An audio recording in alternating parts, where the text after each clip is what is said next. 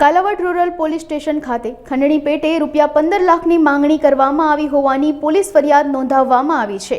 પોલીસને આપેલી ફરિયાદમાં ફરિયાદીએ જણાવ્યું હતું કે આશરે 2 વર્ષ પૂર્વે પોતાના બાળકોના અભ્યાસ માટે પૈસાની જરૂરિયાત હોવાના કારણે તેમને ₹4 કરોડ રાજેશ ટીમ્બડિયા નામના વ્યક્તિને જમીન વેચી હતી। ત્યારે 4 મહિના પૂર્વે ધીરુ જેસડિયા નામના વિશાલ રાખસિયા તથા તેના મિત્ર દિનેશ દ્વારા ફોન કરીને ખંડણી પેટે ₹15 લાખની માંગણી કરી હતી, જે બાબતેનું રેકોર્ડિંગ પણ પોલીસને આપવામાં આવેલ છે। તો સાથે જ અવારનવાર ધીરુના ઘરે જઈ ખંડણી પેટે 15 લાખની માંગણી કરવામાં આવતી હતી। ત્યારે ગત 11 મેના રોજ ધીરુના ઘરે પહોંચી બંને આરોપીઓ દ્વારા જેમ ફાવે તેમ ગાળો આપીને ₹15 લાખની માંગણી કરવામાં આવી હતી। જામનગર જિલ્લાના કાલાવાડ પોલીસ સ્ટેશન વિસ્તારની અંદર આનંદપર ગામના ફરિયાદી શ્રી ધીરુભાઈ હરજીભાઈ જેસડિયા દ્વારા ગઈકાલ રોજ કાલાવાડ ગ્રામ્ય પોલીસ સ્ટેશનની અંદર ફરિયાદ આપવામાં આવેલ।